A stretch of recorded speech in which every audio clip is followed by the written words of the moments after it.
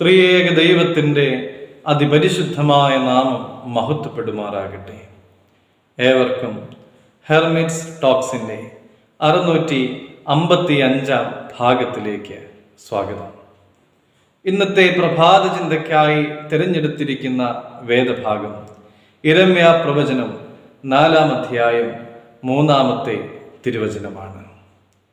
യഹൂദ പുരുഷന്മാരോടും യെരൂശലേമ്യരോടും യഹോവ അരുളി ചെയ്യുന്നു, നിങ്ങൾ മുള്ളുകളുടെ ഇടയിൽ വിതയ്ക്കാതെ തരിശുനിലം ഉഴുവിൻ. യഹൂദ ജനത്തിന്റെ ഹൃദയത്തെ മുള്ളുകൾ നിറഞ്ഞതായ നിലമായി പ്രവാചകൻ ചിത്രീകരിക്കുകയാണ്. മ്ലേച്ഛ വിഗ്രഹങ്ങളെ ഉപേക്ഷിച്ച് മനം തിരിഞ്ഞ് ദൈവത്തോടടുത്ത് വരുവാൻ പ്രവാചകൻ ആവശ്യപ്പെടുകയാണ്.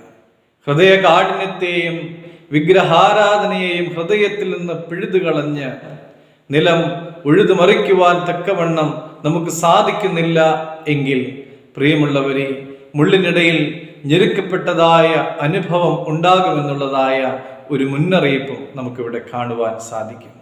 വിശുദ്ധ മത്തായി 4-ാം അധ്യായം 18-19 തിരുവചനങ്ങൾ, മുള്ളിനിടയിൽ വിതയ്ക്കപ്പെട്ടതോ വചനം കേട്ടിട്ട് ഇഹലോകത്തിന്റെ ചിന്തകളും ധനത്തിന്റെ വഞ്ചനയും മറ്റ് വിഷയമോഹങ്ങളും അകത്ത് കടന്ന് ദൈവവചനത്തെ ഞെരുക്കി നിഷ്ഫലമാക്കുന്നതാകും.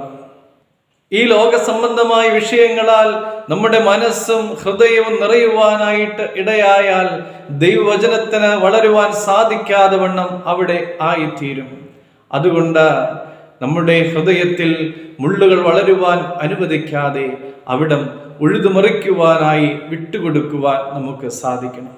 നമ്മുടെ പിതാക്കന്മാർ നമ്മളെ പഠിപ്പിച്ചതുപോലെ ദൈവവചനമാകുന്ന വിത്ത് വിതയ്ക്കുവാൻ പാകത്തിന് ഞങ്ങളെ നല്ല നിലങ്ങളാക്കി തീർക്കണമേ എന്ന് പ്രാർത്ഥിക്കുവാൻ നമുക്ക് സാധിക്കണം.